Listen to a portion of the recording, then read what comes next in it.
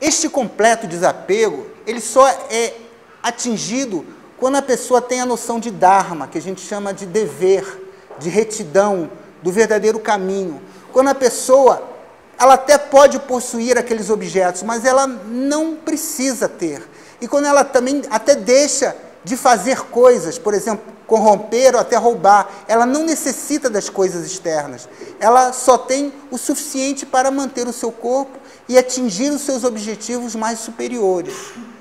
E quando ela renuncia a tudo, até a completa libertação, que é o atingimento da consciência cósmica. Ou seja, ela não tem nenhum desejo mais, nem o desejo da libertação pessoal. Ou seja, quando a pessoa se liberta de qualquer desejo, seja a nível físico, emocional, mental ou até mesmo espiritual, o yogi, ele vai se libertando de tudo, até que ele se identifica completamente com o espírito, que não quer nada. Porque o espírito ele já é tudo. E o espírito, quando ele se manifesta nesse mundo manifestado, ele se identifica através do que a gente chama de asmita, a conscientização do mundo exterior, que vem desde o nível búdico, que é a primeira ligação que a gente chama em teosofia de Ahankara, que é o fio que liga o espírito à matéria, e depois a todos os corpos que vão tendo uma densidade cada vez maior. O corpo mental superior, o corpo mental inferior, o corpo astral, o duplo etérico, o prana e até finalmente o corpo físico. Porque, como eu falei, o ser humano se identifica com os planos e os veículos onde ele atua. Então, primeiramente, a gente se identifica com o corpo físico, depois se identifica com o emocional e o mental, e até, eventualmente, com uma determinada roupagem espiritual. Mas, na caminhada búdica, o ser humano tem que ir cada vez mais dominando cada um desses veículos, inibindo, fazendo com que ele fique completamente tranquilo, para que a consciência dele vá plano sobre plano, se identificando e conhecendo cada um daqueles planos como se fosse numa escola, dominando e se desidentificando para chegar num nível tão alto que ele se liberte completamente e entre em contato com a luz divina, que é um raio do Logos, da onde ele emanou, e tenha consciência do que ele realmente é. Muitas vezes as pessoas não entendem essa noção de dever, que a gente chama de Dharma. Dharma é um ato para qual nenhum mérito é ganho. É a lei, é a identificação do ser humano com a lei. Quando a pessoa sabe o que é certo, ela faz, porque ela não pode fazer diferente. Então, ela não ganha nada quando cumprido, porque ela não gera nenhum karma. E aí, necessitaria de uma longa palestra para explicar para vocês o que é o karma. Mas que se ele não faz por omissão, ou deixa de fazer por omissão, aí sim ele merece censura, porque ele não pode deixar de fazer aquilo. Então, o verdadeiro yogi, ele faz as coisas não para ganhar alguma coisa pessoal, mas é porque é o certo ser fazê-lo. E se ele deixa de fazer, aí sim ele pode ser caracterizado como uma falta por omissão, que é chamada a questão que ele diz aqui como censura. Ao mesmo tempo, existe a questão da fé, porque a gente vê que existe uma questão de devoção no caminho espiritual. Então, a fé é essa energia que remove montanhas, que transforma o desejo em vontade, é um ato de autossacrifício, ou de uma opção, que no caso é a opção espiritual, que vai levar a uma renúncia, e que se tornou necessária pelo próprio dever. Então, a fé e o dever, ou Dharma, estão profundamente imbricados. Ou seja, são atos derivados de uma contemplação do real, do que deve ser feito e o que não deve ser feito. E que aí leva uma ética profundamente arraigada naqueles que estão no caminho espiritual. Então, o yoga, por ser união, é um estado de perfeita harmonia e integração. E como diria Jung, é um estado de individuação, ou seja, aquilo que não está dividido. Ele não está mais dividido entre eu e o outro, entre eu e a natureza, entre o material e o espiritual, entre o profano e o esotérico. Ele entra em contato com a consciência que anima todos os seres. E tem uma consciência, por estar expandida, de tudo e todas as coisas. Então ele para de condenar, ele para de se justificar, ele entra em contato com tudo que é o conhecimento da natureza, ele entra em contato com a essência da natureza, e ele entra num estado que até ele atinge o ápice da evolução humana. porque ele sai exatamente dessa triplicidade onde a gente está aqui pela nossa ausência de percepção. Porque nós temos o conhecedor, o conhecido e o conhecimento. Muitas vezes, quando a gente entra em contato com esse conhecimento, a gente acaba se perdendo e não tem consciência nem da gente enquanto pessoa e nem do conhecido. Porque a gente, através da percepção e da identificação, você se identifica e às vezes se condiciona e se perde e toma um lado como a verdade. Mas quando o conhecedor, conhecido e conhecimento se tornam um, essa trindade volta à unidade. Então, como um lago tranquilo, ele é capaz de refletir o mundo celeste, não é? Quando a yoga atinge o seu objetivo, você entra em contato com a verdadeira realidade. Não essa realidade dos sentidos, a realidade do visto, não é? Ou a realidade do vidente que ainda tem a mente confusa.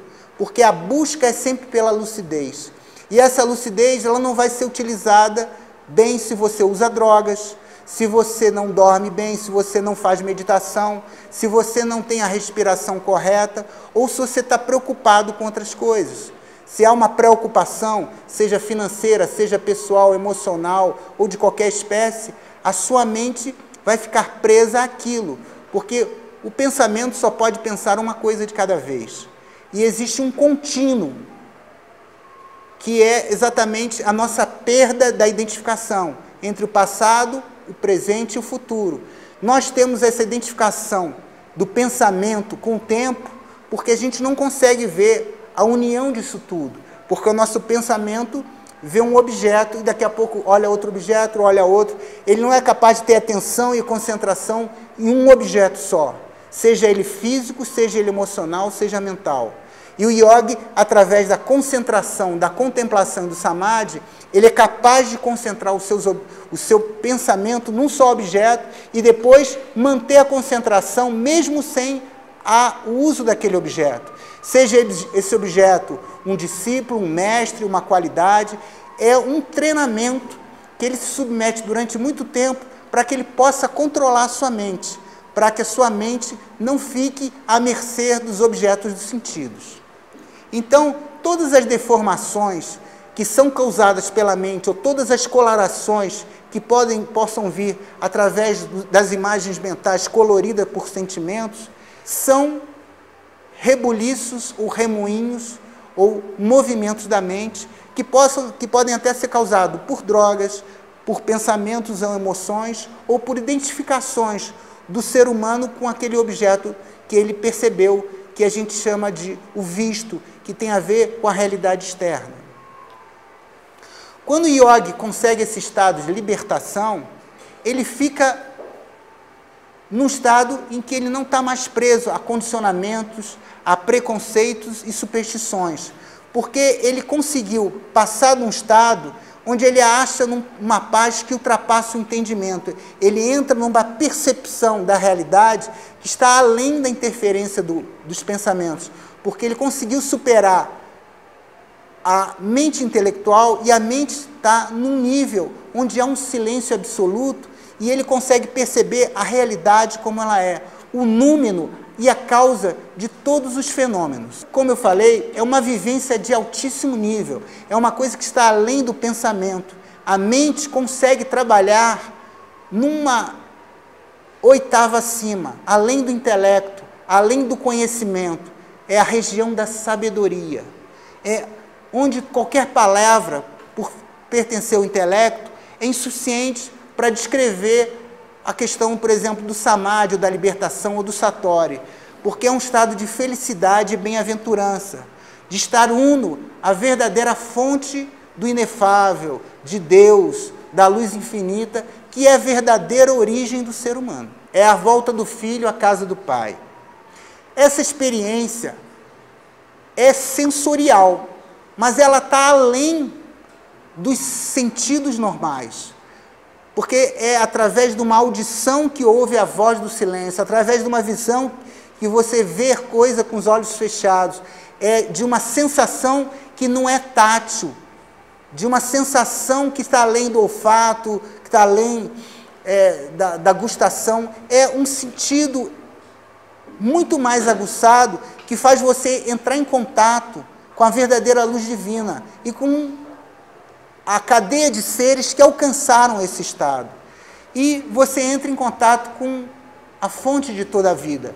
E quem atingiu essa sensação ou experiência, digamos assim, diz que é um estado de libertação inigualável e inesquecível. E uma vez atingido, a pessoa pode tentar atingir de novo, e uma vez fortalecendo por vários tipos de samadhi, a gente vai ver na ciência da yoga que não existe só um samadhi, existem pelo menos de 9 a 11, porque você pode ter um samadhi a nível mental, no mental superior, no nível búdico e até no nível átmico, ou seja, quando o ser humano vai entrando em contato com cada um desses planos e vai se libertando dos conteúdos desse plano e atingindo outros planos e cada vez tendo um conhecimento maior e uma experiência cada vez mais abarcante e mais completa, com conhecimento de si, dos outros seres e da verdadeira natureza do universo e do seu eu interno.